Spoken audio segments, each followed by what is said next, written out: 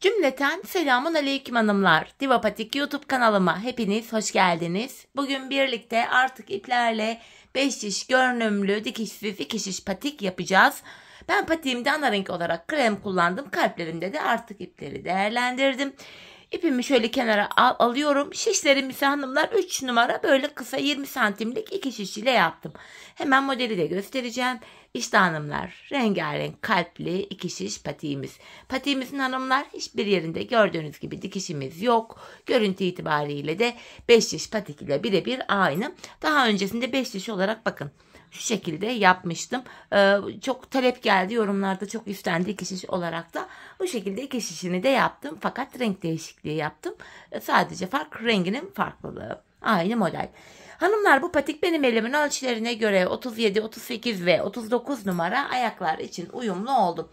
Patiğimize burun kısmından başlayacağız hanımlar. Bu şekilde krem ipimiz ile ipimin ucunda bir miktar ip bırakıyorum. Şöyle 12 ilmek atacağım. Şu birinci ilmeğim. 2, 3, 4, 5, 6, 7, 8, 9, 10, 11, 12 ilmeğimi attım.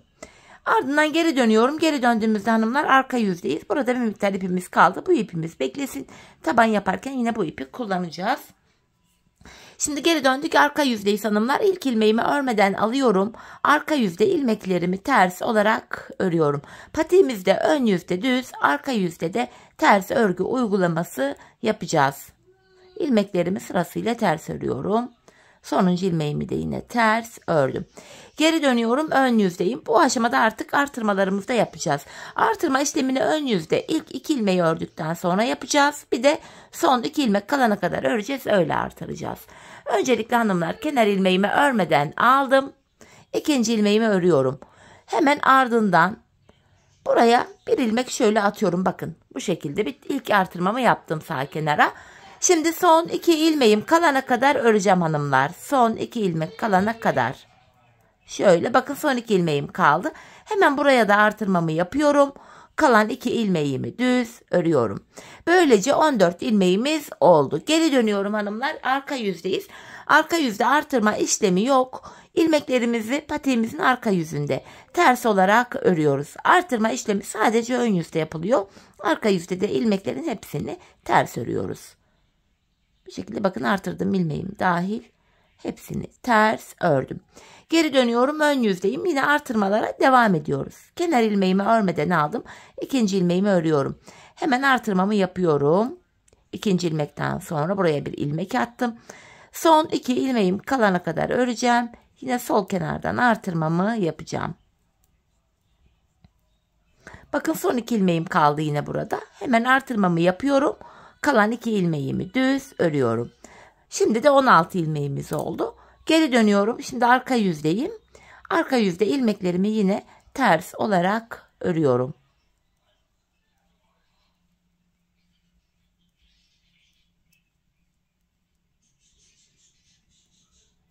Sonuncu ilmeğimi de ters ördüm.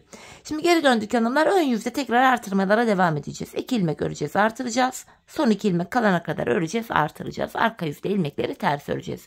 Biz bu artırma işlemine şişimizde 28 ilmeğimiz olana kadar devam edeceğiz. Çünkü modelimiz 28 ilmek üzerine kurulacak. Şimdi hanımlar hep birlikte 28 ilmeğimiz olana kadar artırmalarımızı yapalım, gelelim. Ardından birlikte kalp modelimize başlayalım. Evet hanımlar, ben şişimde 28 ilmeğim olana kadar artırmalarımı yaptım. Arka yüzde 28 ilmeğimi ters ördüm. Tekrar ön yüzdeyim. Şimdi hemen renkli ipimi de hazırladım. Kalp modelimize başlayacağız. Kalp modelimiz toplamda 6 sıradan oluşuyor hanımlar. Şimdi ön yüzde ilk sırasını yapacağız. Artık artırma işlemi yapmayacağız. 28 ilmek olarak patiğimizi öreceğiz. İlk ilmeğimi kenar ilmeğimi örmeden aldım. Şu ikinci ilmeğimi yine krem ile örüyorum. Şu üçüncü ilmeğim. Burada yarım ilmek yapmışım. Hemen şöyle düzelteyim. Şu üçüncü ilmeğim.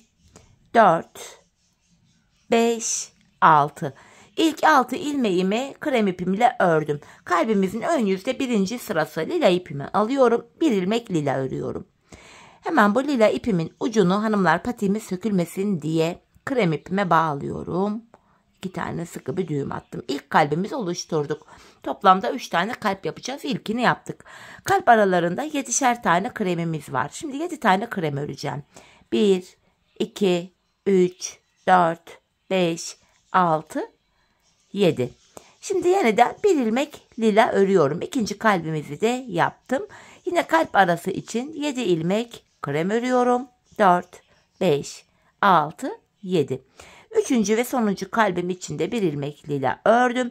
Ve şişimde kalan 5 ilmeğimi krem ipim ile örüyorum. Ön yüzde kalbimizin ilk sırasını tamamladık. Geri dönüyorum, arka yüzdeyim. Kalbimizde ikinci sıradayız. Bu sıramızda kenar ilmeğimle birlikte toplam 4 ilmek ters öreceğim. 3, 4. Ardından krem ipimi şöyle arka yüzde bıraktım. Lila ipimi alıyorum. Kremin altından geçirerek çaprazlamasına alıyorum. Kenarlarda delik görüntü oluşmasın diye. Buraya hanımlar 3 tane lila öreceğim. 1, 2, 3. Şimdi lila ipimi bırakıyorum. Tekrar kremimi aldım. Bu defa kalp arasında 5 tane kremim var. 5 ilmek kremimi ters ördüm. Tekrar ikinci kalbim için lilamı alıyorum. 3 tane lila. Şu 1, şu 2, şu da 3. Yeniden kremimi aldım. Kalp arası için tekrardan 5 tane kremimi örüyorum. Yeniden lila ipimi aldım. Üçüncü ve sonuncu kalbim için de buraya 3 lila ördüm. Lilamı bıraktım. Kremimi aldım. Şişimde kalan 5 ilmeğimi krem ile örüyorum. Kalp desenimizde hanımlar böylece arka yüzde ikinci sıramızı da tamamladık. Geri dönüyorum, ön yüzdeyim. Desenimizin 3. sırasındayız. Bu sıramızda kenardan 4 ilmeğimi krem ile öreceğim. Şu kenar ilmeğim 1, 2, 3, 4. 4 ilmek ördüm. Ardından şöyle lilayı alıyorum. Bu aşamada hanımlar ilk kalbimizi yapıyoruz. 3 lila, 1, 2, 3. Bir krem ve yanına bir ilmek lila örüyorum. İlk kalbimizi yaptık. Bu defa kalp arasında 3 tane kremim var. 1, 2, 3. Aynı şekilde ikinci kalbimi yapacağım şimdi. 3 tane lila, bir tane krem örüyorum ve yanına bir ilmek daha lila ördüm. İkinci kalbimizde yaptık. Kalp arası için 3 tane lilam var. Üçüncü kalbime geldim. 3 lila, bir krem ve bir lila. Şişimde kalan 3 ilmeğimi krem ipim ile örüyorum. Modelimizin ön yüzde 3. sırasını da böylece tamamladık. Geri dönüyorum, arka yüzde modelimizde 4. sıradayız. Bu sıramızda kenar ilmeğimi örmeden aldım. Yanına bir ilmek daha krem ile ters ördüm. Kenardaki kremim oldu. Bu aşamada hanımlar şöyle yine çaprazlamasına bakın. Kremin altından geçirerek lila ipimi aldım. Buraya bir lila örüyorum. Bir krem, 5 tane lila. 2, 3, 4, 5. Bu defa kalp arasında bir kremimiz var. Ortaya bir ilmek krem örüyorum. Arka ip geçişlerinde ipleri biraz esnek bırakalım hanımlar. Patiğimiz gergin durmasın, modelimiz güzel düşsün. Şimdi ikinci kalbi yapacağız. İlk kalple aynı şekilde. Bir lila, yanına bir krem, 5 tane lila örüyorum. Şu ikinci lilam, 3, 4, 5. Yine kalp arası için bir tane kremim var. Üçüncü ve sonuncu kalbimi yapacağım. Bir tane lila, bir krem, 5 tane lila. 3, 4, 5. Kremimi alıyorum. Kalan 3 ilmeğimi krem ipim ile örüyorum. Geri döndük. Ön yüzdeyiz. Kalbimizde 5. sıramızı yapacağız hanımlar. Bu şekilde 5. sıramız. Kenar ilmeğimi örmeden aldım. 2. ve 3. ilmeğimi de yine krem ile ördüm. Tekrar şurada çaprazlamasına şöyle lila ipimi alıyorum. Kremin altından geçirerek. Bu sıramızda bir lila örüyorum. Bir krem, 5 tane lila. 1, 2, 3, 4, 5. Kalp arasında yine bir tane kremimiz var. Şimdi ikinci kalbimi yapacağım. İlk kalp ile aynı şekilde. Bir lila, bir krem, 5 lila. 2, 3, 4, 5. Yine kalp arasında bir tane kremim var. Üçüncü kalbimi yapacağım. Bir lila, bir krem, 5 lila. Şu 4, şu da 5. lila ilmeğim. Ardından kalan 2 ilmeğimi de krem ile örüyorum.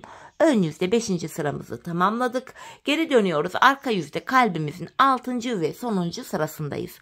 Bu sıramızda hanımlar kenar ilmeğimi örmeden aldım. 2. ve 3. ilmeği de yine krem ile ördüm. Ardından şöyle lila ipimi alıyorum. İlk kalbimizi yapıyoruz. 2 lila, 1 krem, 2 lila. İlk kalbimizi bu şekilde yaptık. Kalp arasında 3 kremim var. 1, şu 2, şu da 3. İkinci kalbimi yapacağım. 2 lila, 1 krem, 2 lila. Kalp arasında yine 3 tane kremim var. Üçüncü kalbimi yapıyorum. 2 lila, 1 krem, 2 lila. Kremimi aldım. Şimdi kalan 4 ilmeğimi krem ile örüyorum. Modelimizde 6. sıramızı bitirdik hanımlar. Şimdi geri döndüm. Ön yüzdeyim. Bu sırada hanımlar kalp aralarında bir sıra düz örmüştüm. Bir sıra ilmeklerimin tamamını krem ipim ile düz öreceğim. Ben kalbimi rengarenk yaptığım için lila ipimi de keseceğim hanımlar. Bir sonraki kalbimde bir diğer rengimi kullanacağım çünkü. Hemen lila ipimi kesiyorum. Lila ipimin ucunu burada şöyle krem ipime bağlıyorum. Buraya 2 tane sıkı bir düğüm attım. Sıra sonuna kadar ilmeklerin tamamını krem ile öreceğim. Model arasında bir sıramız var. Bir sıra sonra arka yüzde bu defa ikinci kalpleri kuracağız. İlk kalbimizi ön yüzde kurmaya başlamıştık. İkinci kalbimiz arka yüzde kurulacak. Kafanız karışmasın diye sizlere ikinci tersten yapılan başlanacak olan kalbin yapılışını da anlatacağım. Evet, sıra sonuna kadar ilmeklerimi düz ördüm. Şimdi geri dönüyorum hanımlar. Arka yüzdeyiz. Bu defa sarı ipimi hazırlayacağım. Çünkü sarı ile ikinci kalbimi yapacağım. Dediğim gibi sizler iki renkli olarak da çalışabilirsiniz. Elinizde olan renkleri kullanabilirsiniz. Şimdi arka yüzdeyiz hanımlar. İkinci kalbimizin ilk sırasındayız. Bu sırada kenar ilmeğimi örmeden aldım. Şu ikinci ilmeğim 3, 4, 5. Kenardan 5 ilmeğimi ördüm. İlk kalple aynı hizaya gelecek şekilde aynı şekil ikinci kalbimi kuruyorum. Krem ipimi arkada bıraktım. Buraya bir tane ters olarak arka yüzdeyim. İlmekleri ters örüyorum çünkü. Bir tane sarı örüyorum. Hemen sarı ipimin ucunu bağlayacağım hanımlar şöyle kremime. Bu ip uçlarını hanımlar arka yüze ilmek aralarından tığ yardımıyla geçirerek şöyle gizleyeceğiz zaten. Bu ipler burada görünmeyecek. Hemen göstereyim. Bakın. İp geçişlerinin aralarından şuralardan girerek bakın şöyle iplerimizi gizleyeceğiz. Bu şekilde olunca ipler arkada kesik kesik görünmüyor. Şimdi bir tane sarıyı ördüm. Yine kalp aralarında 7 tane kremim var. 7 tane kremimi ters örüyorum. Şu 5, 6, 7. İkinci kalbim için bir ilmek sarı örüyorum. Tekrardan 7 tane krem öreceğim. 1, 2, 3, 4, 5, 6, 7. Üçüncü kalbim için de yine bir tane sarı örüyorum. Şişimde kalan 6 ilmeğimi krem ipim ile ters olarak örüyorum. Arka yüzde kalbimizin birinci sırasını tamamladık. Şimdi geri dönüyorum. Ön yüzdeyim. Kalbimizde ikinci sıradayız hanımlar.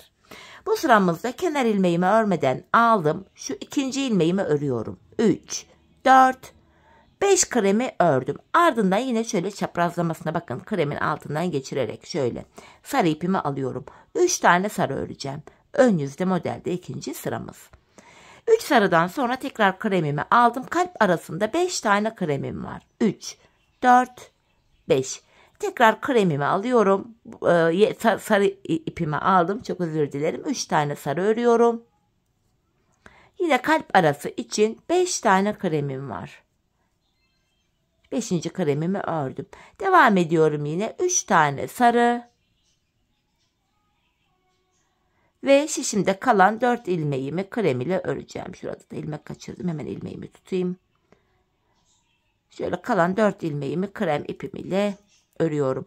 Ön yüzde modelimizin ikinci sırasını böylece tamamladık hanımlar. Şimdi geri dönüyoruz. Arka yüzdeyiz. Modelimizde arka yüzde 3. sıradayız. Kenar ilmeğimi örmeden aldım. 2. ilmeğimi ve 3. ilmeğimi krem ile ördüm. Sonra şöyle çaprazlamasına yine sarı ipimi alıyorum. Buraya ilk kalbimizi yapıyoruz. Bir sarı, bir krem, 3 tane sarı örüyorum. 1, 2, 3. Bakın ilk kalbimizi yaptık. Kalp arasında 3 tane kremim var. 2, şu 3. kremim. İkinci kalbimi yapacağım. Bir sarı, bir krem, 3 sarı. Yine kalp arasında 3 tane kremim var.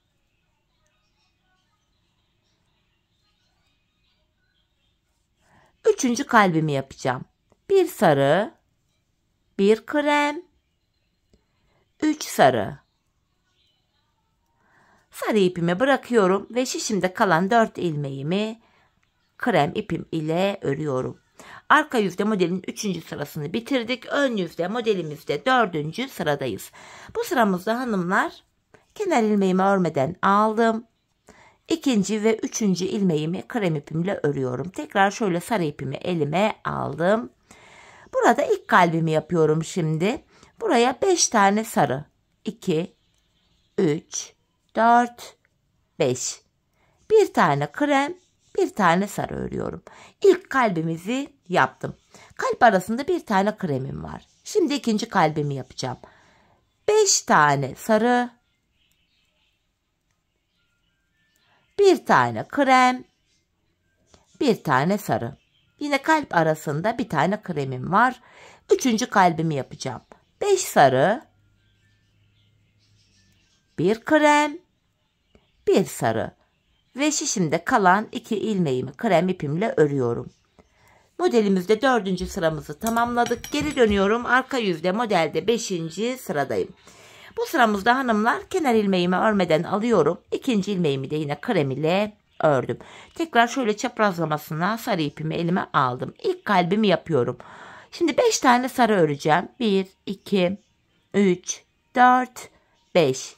Bir tane krem ve bir tane sarı. Kalp arasında bir tane kremimiz var. İkinci kalbimi yapacağım. 5 sarı,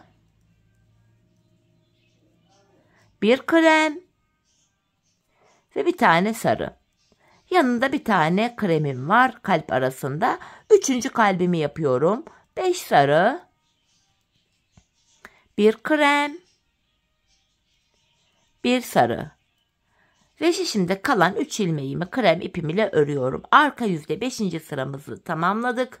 Ön yüzde modelimizde 6. ve sonuncu sıradayız hanımlar. Bu sıramızda da ilk ilmeğimi örmeden aldım. Şu 2., 3. ve 4. ilmeğimi sarı ile örüyorum.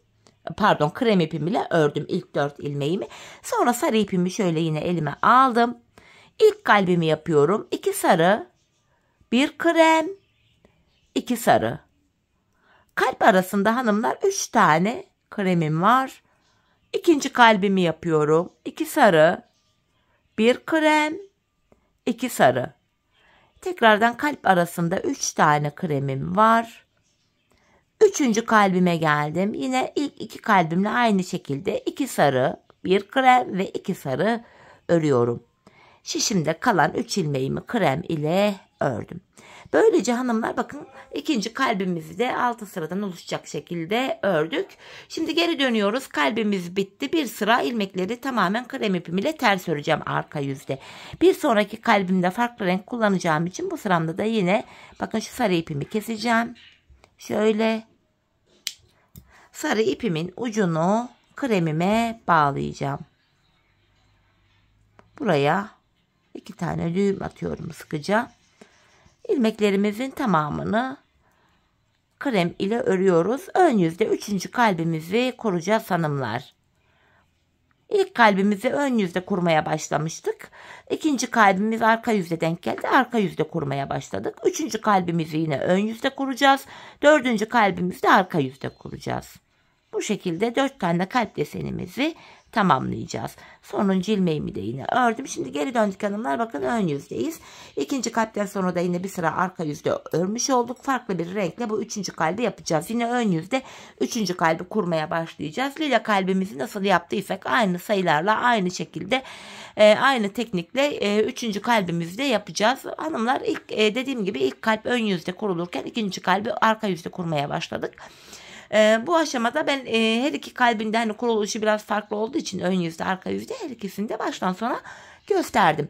3. kalbimizde yine aynı şekilde ilk kalbimizde yaptığımız sayılarda yapalım. Hanımlar modele bakarak yapabilirsiniz ya da modele bakarak yapamıyorsanız da 3. kalbi yaparken ilk kalbin sıralamalarını takip edeceksiniz.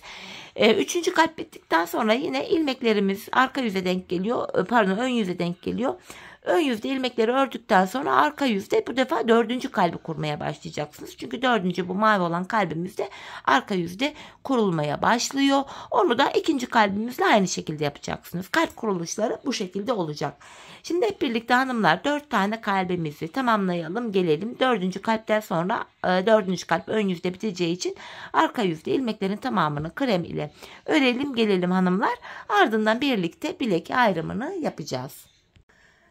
Evet hanımlar, patiğimin ön bölümünü yaptım. Geldim 4. kalbimi bitirdim. Ön yüzde bitmişti kalbim. Arka yüzde de ilmeklerimi krem ipim ile ters ördüm. Şimdi tekrar ön yüzdeyiz. Bu aşamada hanımlar artık bilek ayrımını yapacağız. Şişimizde 28 ilmeğimiz vardı. Patiğimizin bu sol ve sağ kenarlarına 14'er ilmek olarak öreceğiz. Öncelikle hanımlar ilk şişimdeyim. İlk 14 ilmeğimi öreceğim. Şu kenar ilmeğim 1. Şu 2, 3, 4, 5, 6, 7, 8, 9, 10, 11, 12, 13 ve 14. ilmeği örerken hanımlar bu bilek ayrımında şu öndeki 2 ilmeği yer değiştirerek örüyorum. Şöyle 14. ilmeğimi örerken bu 2 ilmeği yer değiştirdim. Bu bilek ayrımında, yani burada ilmekleri yer değiştirme sebebimiz şu: bilek ayrımı daha sıkı ve sağlam oluyor.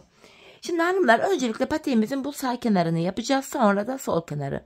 Yani şu bölümü öncelikle öreceğiz. Sonra da bu tarafı yapacağız. Burada hanımlar yedek şişiniz varsa ilmekler şişte bekleyebilir. Yedek şişiniz yoksa da ilmeklerin içinden tığ yardımı ile bir ip geçirerek ilmeklerin kaçmasını önleyebilirsiniz. Ben bu patiğimin şu kenarlarına, şu bilek bölümüne 7'şer ilmek haroşa ördüm. Örgümüzün hem ön hem arka yüzünde düz örgü örünce haroşa oluyor. Hem ön hem arka yüzde ters örgü örünce yine haroşa oluyor. Ben örgümüzün her iki tarafında da düz örgü örerek haroşalarımı elde ediyorum. Şimdi hanımlar geri döneceğim. Bu sol taraftaki 14 ilmek bekleyecek. Yedek şişim olduğu için bu ilmeklerim şişimde beklesin. Diğer şişimi aldım. Hanımlar ben sonuncu ilmeklerimi ördüğüm için ilk ilmeğimi yine örmeden aldım. Bakın burası bilek bölümüne denk geliyor. Bilek ayrımı yaptığımız yer. Burada kenar ilmeğimle birlikte toplam 7 ilmek haroşamı düz örüyorum. Şu 6, şu 7. Kenarda kalan 7 ilmeğimi de ön yüzde düz, arka yüzde ters olacak şekilde böyle örüyorum. Sonuncu ilmeğimi de ters ördüm. Şimdi geri dönüyorum. Tekrar ön yüzdeyiz hanımlar.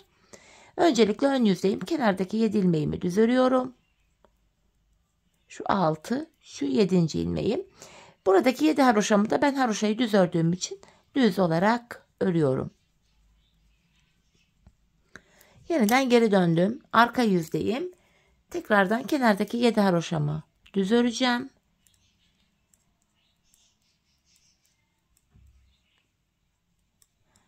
Sağ kenar, bu kenarda kalan 7 ilmeğimi de arka yüzdeyim ters olarak örüyorum.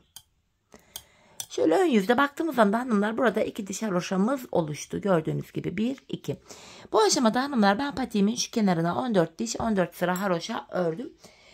Siz bu aşamada 14 sıra ördüm ama ayağınızı ölçerek yapın. Şöyle ki bakın, patiğinizi şöyle ayağınızın bundan itibaren şöyle ayak parmak ucundan itibaren tutarak şu şekilde yan tarafını ölçeceksiniz. Bu kenarı şu topuğunuzun kenarına gelene kadar örmeniz gerekiyor.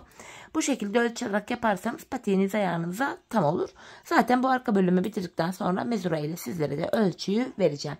Şimdi hep birlikte patiğimizin sağ kenarını örelim, gelelim. Ardından birlikte sol kenara geçeceğiz.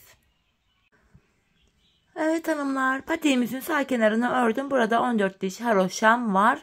Bu aşamada sizlere burundan itibaren şöyle ölçüyü alarak mezura ile göstereceğim. Tam emin olun diye. Bakın burundan itibaren mezuramı sıfırladım. En sona kadar getirdim hanımlar. Gördüğünüz gibi 19 santim olarak patiğimin bu bölümünü örmüşüm. 19 santim. Şimdi yapacağımız işlem şu hanımlar. Bu arada bakın ipimizi de ayrıca haroşalı tarafta değil de bu sağ tarafta bıraktım krem ipimizi. Buradaki ilmeklerim kaçmasın diye ilmeklerimin içinden bir tığ yardımıyla ip geçireceğim. Hani yedek işiniz varsa burada şişler bekleyebilir. Sorun değil ama benim yedek işim olmasına rağmen yine de ip geçiriyorum. Patiğimizin tabanını örerken şişler elime takılmasın, rahat örebileyim diye. Sonrasında bu ilmeklerimizi patiğimizin topuk kısmına geçtiğimizde tekrar şişe takacağız, kullanacağız.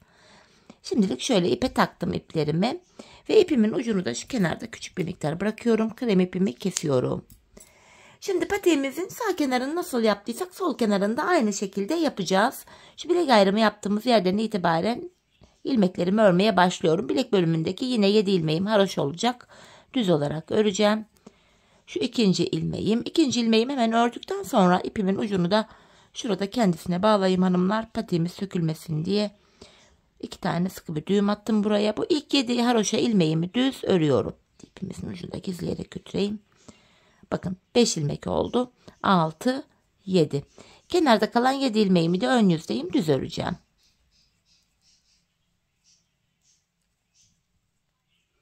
Şimdi geri dönüyorum, arka yüzdeyim. Bu kenardaki 7 ilmeğimi arka yüzde ters örüyorum.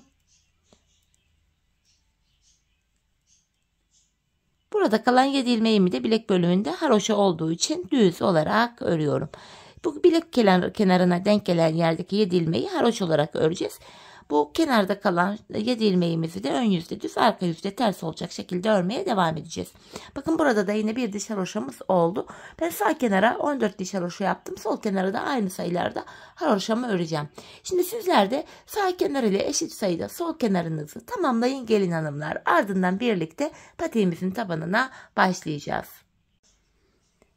Evet hanımlar, patiğimin sol kenarında ördüm geldim. 14 sıra haroşam var ve ipimi haroşalı tarafta değil de sol tarafta bıraktım.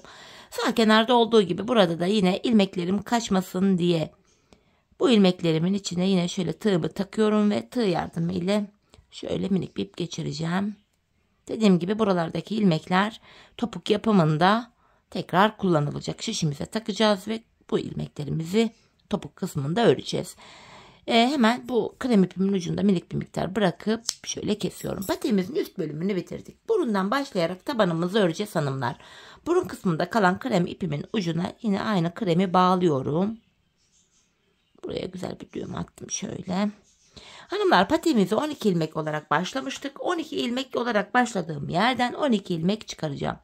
İlk ilmeğimi hemen bakın tığ yardımıyla, bakın ipin geldiği yer ilk ilmeğimizin olduğu yer. Buraya girerek şöyle ilk ilmeğimi çıkartıyorum. Bunu şişime taktım. Hanımlar, sırasıyla başlangıç yerlerine girerek ilmeğimi çıkartıyorum. Burada 2 ilmeğim oldu. Bakın ilmeğin 2 kanadına birden başlangıç yerine girdim. İlmek çıkarttım. Burada 4 ilmeğimiz oldu. 5, 6, 7, 8, 9, 10,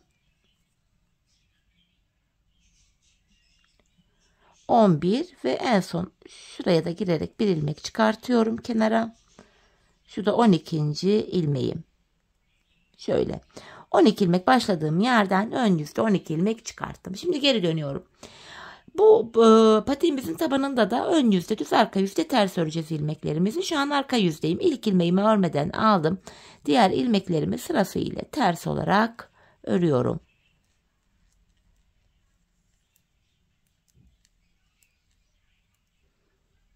Sonuncu ilmeğimi de ters ördüm. Şimdi geri dönüyorum.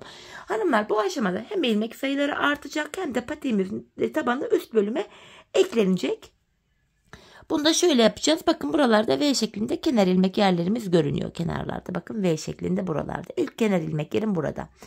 Bu ilk kenar ilmek yerine ilmeğin 2 kanadına birden girerek bir ilmek çıkartıyorum. Şişimde 12 ilmeğim vardı. Bir ilmek de buradan çıkarttım. 13 ilmek oldu. Bu ilmek çıkartma işlemini hanımlar sadece ön yüzde yapıyoruz. İlk ilmeği sağdan, ikinci ilmeği de soldan çıkaracağız.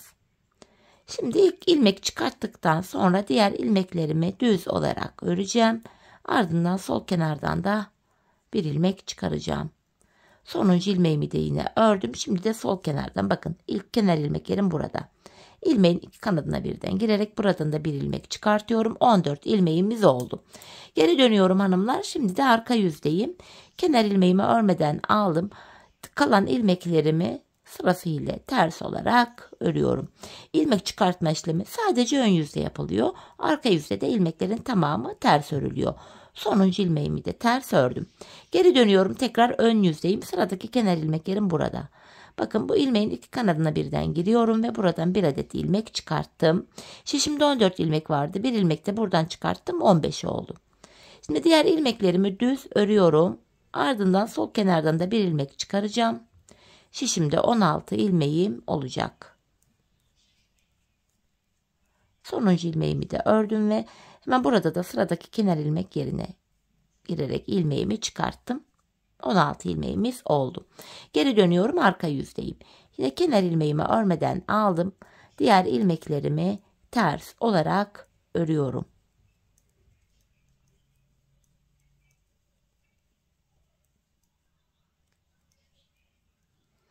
Sonuncu ilmeğimi de ters ördüm. Tekrar geri dönüyorum hanımlar. Yeniden ön yüzdeyiz. Bakın, sıradaki kenar ilmek yerine ilmeğin iki kanadına birden girerek şöyle bir ilmek çıkartıyorum. Şimdi şişimde 17 ilmeğim oldu. Sıradaki ilmeklerimi düz öreceğim. Ardından da sol kenardan da bir ilmek çıkartacağım ve böylece 18 ilmeğimiz olacak. Hem ilmek sayıları artıyor hem de patiğimizin tabanı üst bölüme ekleniyor. Sonuncu ilmeğimi de ördükten sonra sıradaki kenar ilmek yerine girerek buradan da bir ilmek çıkarttım. Tamına 18 ilmeğimiz oldu. Şimdi yapacağımız işlem şu. Geri döneceğiz. Arka yüzde ilmekleri ters öreceğiz. Ön yüzde yine sıradaki kenar ilmek yerlerine girerek ilmekler çıkartmaya devam edeceğiz. Hanımlar, biz bu ilmek çıkartma işlemine şişimizde 28 ilmeğimiz olana kadar devam edeceğiz. Patiğimizin üst bölümünü 28 ilmek olarak yapmıştık. Tabanı da yine 28 ilmek olacak. Şimdi hep birlikte şişimizde 28 ilmeğimiz olana kadar burun kısmını sizlere gösterdiğim gibi örelim gelelim. Evet hanımlar, 28 ilmeğim olana kadar patiğimin burun kısmını ördüm geldim. 27. ilmeğimi sağ kenardan, 28. ve sonuncu ilmeğimi de sol kenardan çıkarttım. Artık tabanımız 28 ilmek olarak örülecek. Hatta şurada da bir ipim kalmış, gözüme batıp duruyor. Bu uçlarımı da gizleyeyim. Bunları gizlemeyi unutmuşum. Bu şekilde hanımlar, ipuçlarını gizlemeyi unutmayalım. Patiğimizin içi dışı tertemiz görünsün. Ben şunu da yine bakın, ip geçişlerini aralardan şöyle geçirerek uçlarımızı gizledim. Evet, şimdi 28 ilmek olarak tabanımız nasıl örülecek size göstereceğim. Şimdi geri döndük, arka yüzdeyim.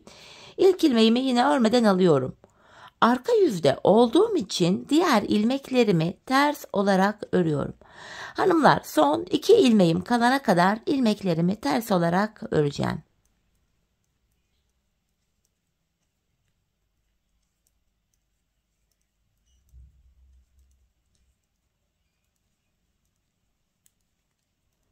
Bakın, son 2 ilmeğim kaldı. Arka yüzde olduğum için son 2 ilmeğimi tersten kesiyorum. Şişimde 27 ilmeğim kaldı. Şimdi geri döndüm. Ön yüzde ilmek çıkartma işlemine devam edeceğiz. Hemen sıradaki kenar ilmek yerine giriyorum. Bir adet ilmek çıkarttım. Yeniden 28 ilmeğimiz oldu. Şimdi ön yüzdeyim. Diğer ilmeklerimi düz olarak örüyorum. Son 2 ilmeğim kalana kadar ilmeklerimi düz olarak öreceğim hanımlar.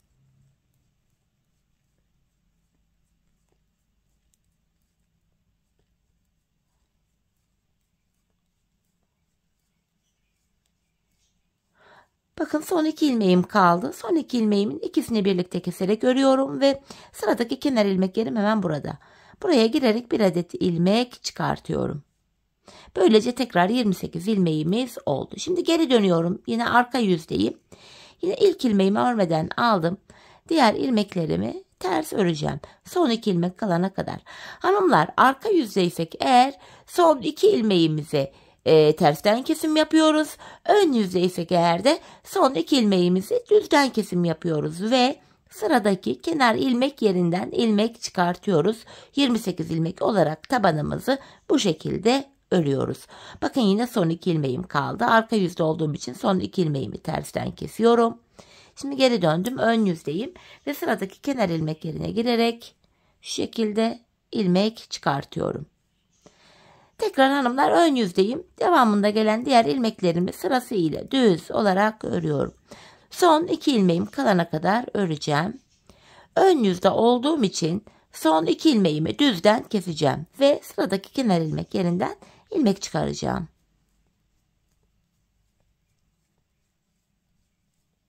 Bakın son 2 ilmeğim var.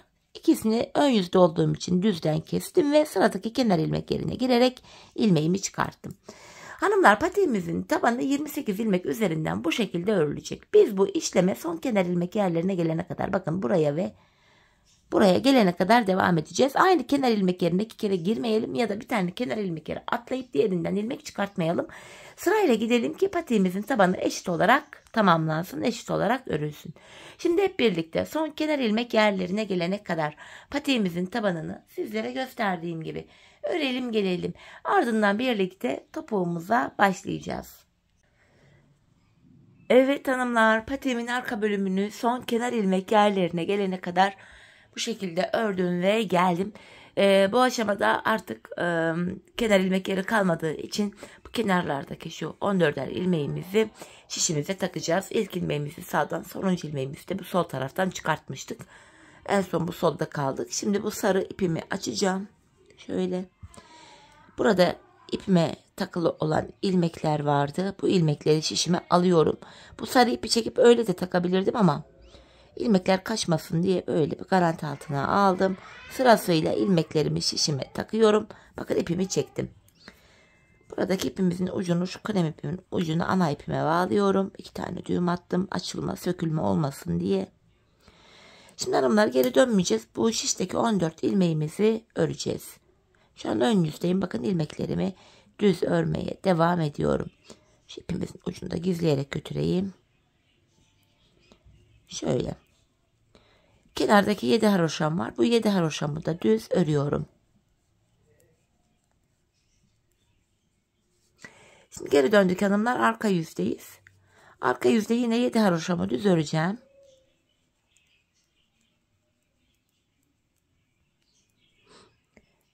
Şimdi diğer ilmeklerimi de arka yüzde olduğum için ters olarak örüyorum. Bu şekilde hanımlar sıra sonuna kadar öreceğiz. Tabanımızda 28 ilmek vardı. Sağ ve sol kenarda da 14'er ilmek vardı. Hepsini aynı şişte toplayınca şişteki toplam ilmek sayımız 56 olacak hanımlar. Birazdan diğer taraftaki 14 ilmeğimizi de şişimize alacağız. Onları da öreceğiz. Böylece ilmeklerin hepsi tek şişte toplanacak ve dediğim gibi toplam 56 ilmeğimiz olacak. Bu şekilde buradaki sonuncu ilmeğimi de ördüm. Ardından hemen şu ipe takılı olan 14 ilmeği de şöyle şişime alacağım ve ardından bu ilmekleri de öreceğim hanımlar. Şöyle hepsini sırasıyla takıyorum.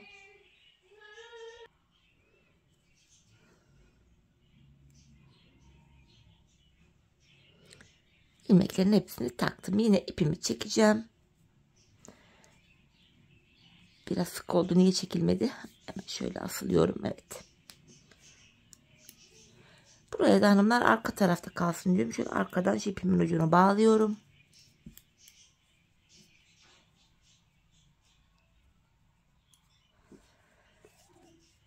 Bu 14 ilmeği de yine öreceğim. Arka yüzdeyim. Buradaki ilmekleri ters örüyorum. Bu kenardaki son 7 haroşa ilmeğimi düz öreceğim. Haroşalarıma geldim. Düz olarak örüyorum. Şimdi geri döndük hanımlar. Ön yüzdeyiz. Bu aşamada gördüğünüz gibi ilmeklerin hepsi tek şişte toplandı. Topuk kesimi yapacağız ve burada bana kolaylık sağlasın diye bu sol tarafa 24 ilmek ayıracağım. 4, 8, 12, 16, 20, 24. Hemen buraya şöyle aradan ip taktım. 24 ilmeği ayırdım hanımlar. Şimdi topuk kesimine başlayacağız. Yine bu kenardaki haroşa ilmeklerimiz haroşa olarak örülecek, model bütünlüğü sağlansın diye. 7 haroşamı ördüm. Ardından ön yüzdeyim. İlmeklerimi düz olarak ve sayarak örmeye devam edeceğim. 7 haroşamı örmüştüm. 8, 9, 10, 11, 12, 13, 14, 15. Hemen şu ipimin ucunda gizleyerek götüreyim. 16, 17, 18, 19, 20, 21, 22, 23. İlk 23 ilmeğimi ördüm. 24. ilmeği örerken şu öndeki 2 ilmeğin ikisini keserek örüyorum. İlk kesimimizi yaptık. Zaten bu sol tarafa da 24 ilmek ayırmıştık. Burada da 24. ilmeği örerken kesimimizi yaptık. Topumuz için şu ayırdığımız yerden itibaren şu ara kısma baktığımız anda 7 ilmek kaldı. Bu 7 ilmek her seferinde birer birer kesilecek, eksilecek, gidecek. Böylece topuğumuz oluşacak. Şimdi yapacağımız işlem şu. Tekrar geri dönüyorum. Arka yüzdeyim. İlk ilmeğimi örmeden aldım. Arka yüzde olduğum için diğer ilmeklerimi ters olarak örüyorum.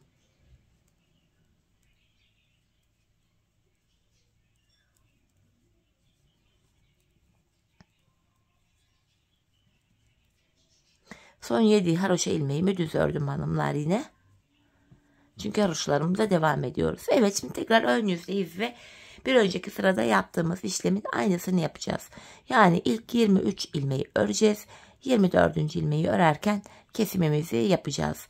Bakın 7 haroşamı ördüm. Devamında ilmekleri sayarak öreceğim. 8. ilmeğim 9, 10, 11, 12, 13, 14, 15, 16, 17, 18, 19, 20, 21, 22, 23 ve 24. ilmeği örerken öndeki 2 ilmeği alıyorum. Birlikte kesiyorum. İkinci topu ilmeği de kestik. Bir önceki sırada burada 7 ilmek vardı. Şimdi baktığımız anda burada 6 ilmek kaldı. Yapacağımız işlem şu hanımlar. Şimdi geri döneceğiz. Arka yüzde ilmekleri öreceğiz.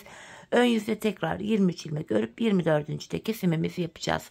Biz bu kesme işlemine şu arada kalan 6 ilmeğimiz bitene kadar devam edeceğiz. Şimdi hep birlikte bu işaretleyene kadar olan ilmeklerimizi sizlere tarif ettiğim gibi keselim, gelelim, ardından buluşalım hanımlar, gizli kesimi birlikte yapalım.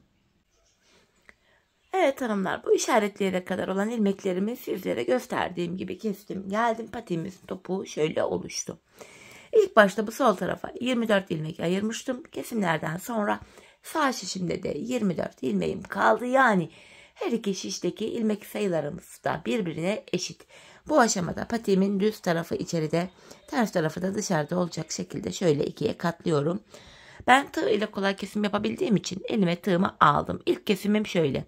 Benden taraftaki şişten bir ilmek, ikinci şişten de bir ilmek alıyorum. İkisini birlikte topladım. Diğer kesimlerim şöyle. Benden taraftaki şişten bir ilmek, ikinciden de bir ilmek alıyorum.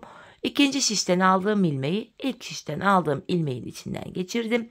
Tığımdaki ilmekleri topluyorum. Benden taraftaki şişten bir ilmek, ikinciden de bir ilmek aldım. İkinci ilmeği ilkinin içinden geçiriyorum. Tığımdaki ilmekleri topluyorum. Karşılıklı olarak şişlerimizden birer tane ilmek alıyoruz ve ikinci şişten aldığımız ilmeği ilk şişten aldığımız ilmeğin içinden geçiriyoruz. Tığımızdaki ilmekleri topluyoruz. Kesme işlemini bu şekilde gerçekleştiriyoruz.